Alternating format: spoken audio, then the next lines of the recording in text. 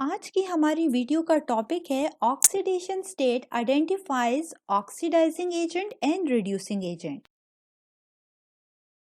Oxidation state जिसे oxidation number भी कहा जाता है, इसके ज़रिए हम इजीली आइडेंटिफाई कर सकते हैं किसी भी रिडॉक्स रिएक्शन में ऑक्सीडाइजिंग एजेंट या फिर रिड्यूसिंग एजेंट में। चलिए देखते हैं कि किस तरीके से रिडॉक्स रिएक्शन में हमारे पास oxidation state important role play करती है। आप स्क्रीन पर देख सकते हैं कि हमारे पास एक जर्नल रिडॉक्स रिएक्शन है। रिडॉक्स रिएक्शन एक ऐसा रिएक्शन होता है जिसमें हमारे पास ऑक्सीडेशन एंड रिडक्शन दोनों हो रहे होते हैं।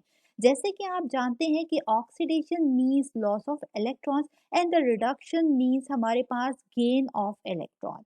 यहाँ पर रिएक्टेंट ए कंबाइन कर रहा है या रिएक्ट कर रहा है रिएक्टेंट बी के साथ, और एज अ रिजल्ट हमारे पास प्रोडक्ट फॉर्मेशन हो रही है।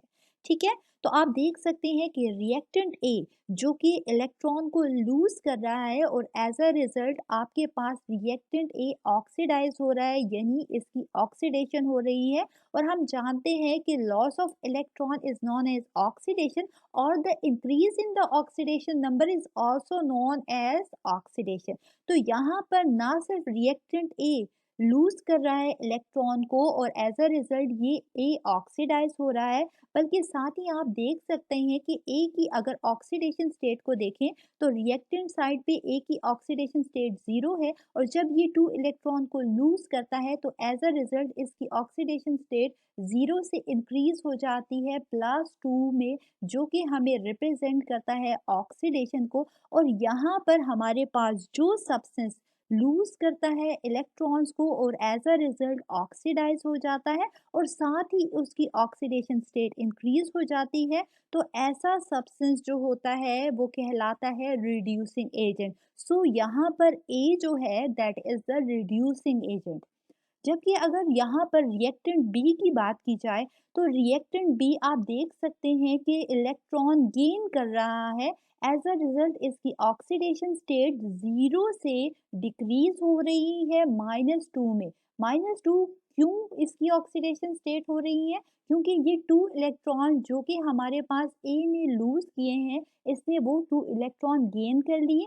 As a result B reduce हो गया और इसकी ऑक्सीडेशन स्टेट डिक्रीज हो गई। और हम जानते हैं कि by definition decrease in the oxidation state is known as reduction, और the gain of electron is also known as the reduction. तो यहाँ पर हम देख सकते हैं कि बी ने इलेक्ट्रॉन को गेन भी किया, जो कि हमें रिप्रेजेंट कर रहा है रिडक्शन को, और साथ ही इसकी ऑक्सीडेशन स्टेट अगर देखी जाए तो वो भी हमारे पास डिक्रीज हो गई जीरो से -2 में, due to gain of electron.